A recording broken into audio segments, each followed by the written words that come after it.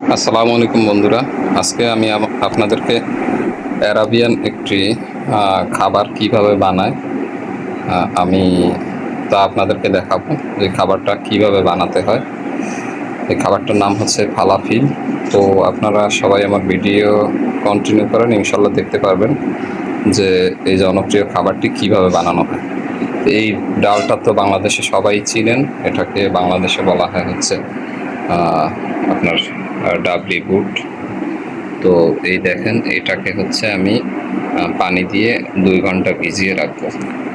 তো আমি এখন পানি দিব, আপনারা দেখুন। তো বন্ধুরা দেখুন, এটা আমি পানি দিয়ে ভিজিয়ে রাখতেছি। এটা ভিজিয়ে রাখার একটা টাইম আছে, সেটা হচ্ছে আপনার 2 থেকে আড়াই ঘন্টা ভিজিয়ে রাখতে হবে। এর বেশি ভিজালে ফালাফিলটা ভালো হয় না। তো আমি ফিরে আসব আপনার 2 ঘন্টা বা আড়াই ঘন্টা পরে আমি ফিরে আসব, আপনাদেরকে দেখাবো যে 2-2.5 ঘন্টা পরে এটার লুকটা কেমন হয়। তো সাথে থাকুন আমার ভিডিও। তো বন্ধুরা, ফালাফিল বানানোর কিন্তু একটা নিয়ম আছে। সেটা হচ্ছে আপনার কিন্তু সব কিছু পরিমাণ মতো দিতে হবে। যে কোনো খাবার বানানোর ক্ষেত্রে কিন্তু পরিমাপ থাকে, এর বেশি কম দিলে কিন্তু সমস্যা।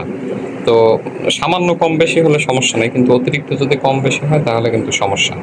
আমি যে ডালটা ভেজালাম ওটা হচ্ছে 7 কেজি ভেজিয়েছি। 7 কেজির মধ্যে আমি যে উপাদানগুলো দিব সেগুলো হচ্ছে এগুলো এরকম দেখা যাচ্ছে, কিন্তু এগুলো আমি পরিষ্কার করে সুন্দর করে আমি এগুলো দেব। জাস্ট পরিষ্কার করার আগে আমি আপনাদেরকে দেখাচ্ছি যে কি কি দিতেছি, তাহলে আপনাদের বুঝতে সুবিধা হবে। যেমন আমি রসুন নিলাম 4টা, আর কয়েকটা কাঁচামরিচ নিলাম। আর এই যে বান্ডিল আকারে যেগুলো দেখতে পাচ্ছেন, এটার অ্যারাবিয়ান নাম হচ্ছে কারাতে, কিন্তু এটার বাংলাদেশি নাম কি আমি জানি না। তবে এটা হচ্ছে রসুনের যে পাতা আছে, ওই রসুনের পাতার মতো দেখতে দেখতে রসুনের পাতাই এটা। তো আমি ক্লিন করার পর আবারও আমি আপনাদেরকে দেখাচ্ছি, সাথেই থাকুন। তো বন্ধুরা দেখুন, পাতাগুলোকে আমি ধুয়ে সুন্দর করে পরিষ্কার করে নিলাম এবং রসুনগুলোকে হচ্ছে কাবারগুলো ছাড়িয়ে রসুন আর কাঁচামরিচ আমি এটাকে সুন্দর করে পানি দিয়ে ধুয়ে এরকম করে প্রিপেয়ার করলাম।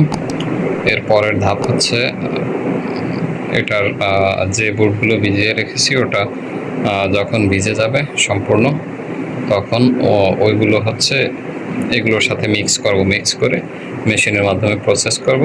তো সাথে থাকুন, ইনশাল্লাহ সেটাও আমি আপনাদেরকে ধাপে ধাপে দেখাবো। বোর্ডগুলো দেখেন, এই যে ভিজতেছে, এখনও পুরোপুরি শেষ হয়নি এটার প্রসেসিং। আরও 1 ঘন্টা লাগবে এগুলো ভিজতে। তো ফিরে আসবো এটার প্রসেসিং শেষ হওয়ার পরে। তো বন্ধুরা, মেশিনটাও প্রিপেয়ার করে নিলাম। এরপরে হচ্ছে মেশিন চালু দিব। তো দেখতে পাবেন যে কিভাবে এটা থেকে ফালাফিলের প্রসেসিং ম্যাটেরিয়ালসটা প্রসেসিং হয়ে বের হয়। এটা হলো সেই ডাবলি বুটগুলো ভিজানোর পরে আর যে কারাতে এবং রসুন কাঁচামরিচ যেগুলো প্রসেসিং করছিলাম ওটা মিক্স করে মেশিনের মাধ্যমে এটা প্রসেস করা হচ্ছে। তো এখন হচ্ছে দেখেন, মশলা দিল, মশলা, লবণ এবং আরও কিছু সিক্রেট মশলা আছে, এগুলো দিয়ে মিক্স করা হইতেছে। যে মিক্স করা শেষ, তো ভালোভাবে মিক্স করে নিতেছে, না হয় ফালাফিলটা নষ্ট হয়ে যাবে। তো মিক্স করা হয়ে গেছে। এরপর হচ্ছে ওগুলো সুন্দর করে বাটিতে এরকম করে সাজিয়ে রেখে পলিথিন দিয়ে ঢেকে এটা ডিপ ফ্রিজের মধ্যে রাখা হবে। তো যখন ফালাফিলটা ফ্রাই করা হবে তখন ডিপ ফ্রিজ থেকে 2 ঘন্টা ফ্রাই করার কয়েক ঘন্টা আগে ডিপ ফ্রিজ থেকে বের করে এটাকে নর্মাল করতে হবে, তারপরে ফ্রাই করতে হবে।